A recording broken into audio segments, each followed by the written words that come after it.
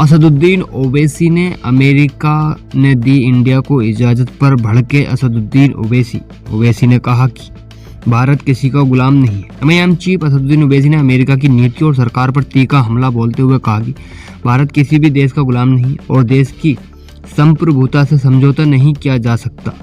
हैदराबाद के सांसद और एमआईएम चीफ असदुद्दीन ओवैसी ने अपने एक भाषण में अमेरिका की नीतियों और केंद्र की भारतीय जनता पार्टी सरकार पर तीखा हमला बोलते हुए कहा कि भारत किसी भी देश का गुलाम नहीं है, वह आज़ाद है और देश की संप्रभुता से समझौता करना बिल्कुल गवारा नहीं है। उन्होंने आरोप लगाया कि अमेरिका के एक मंत्री ने भारत आकर यह बयान दिया कि वे भारत को चीन की तरह उभरने नहीं देंगे। जो भारत की गरिमा के खिलाफ ओवैसी ने सवाल किया कि भारत की तरक्की में अमेरिका की क्या भूमिका रही है और यदि कोई विदेशी नेता इस तरह की टिप्पणी करता है तो भारत सरकार को उसका जवाब देना चाहिए। ओवैसी ने अमेरिका के तेल खरीदने की अनुमति देने पर नाराजगी जताई। उन्होंने कहा कि मैं भाजपा और आरएसएस से पूछना चाहता हूं कि ट्रंप के मंत्री ने हमें तेल खरीदने के लिए समय देने की हिम्मत कैसे की। वे हमें हुक्म देने वाले कौन होते हैं, इस पर वे चुप क्यों हैं? यह हमारे देश की संप्रभुता का सवाल है। दूसरों से तेल खरीदना पूरी तरह से हमारा अपना ही अधिकार है। उन्होंने अपने भाषण में ओवैसी साहब ने कहा कि जब मुसलमानों के मुद्दों की बात आती है तो कुछ राजनीतिक दल खुलकर बयान देते हैं, लेकिन अमेरिका या डोनाल्ड ट्रंप जैसे नेताओं पर टिप्पणी करने से बचते हैं।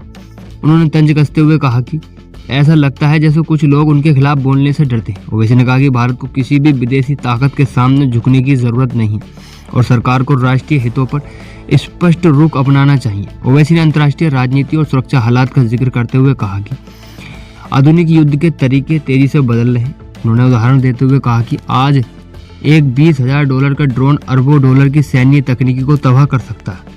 इसलिए भारत के रक्षा विशेषज्ञ और नीति निर्माताओं को नई रणनीति पर गंभीरता से विचार करना चाहिए।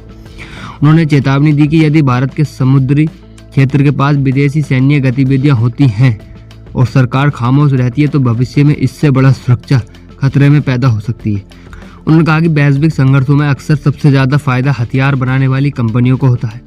युद्ध के दौरान नए हथियारों और रक्षा प्रणालियों की मांग बढ़ती है और कई देशों की नीतियां इसी आर्थिक हित से प्रभावित होती हैं। ओवैसी ने कहा कि दुनिया में हो रहे कई संघर्षों के पीछे हथियार उद्योग का भी बड़ा आर्थिक हित छुपा हुआ है। ओवैसी साहब ने कहा कि देश के सामने असली खतरे को समझना जरूरी है।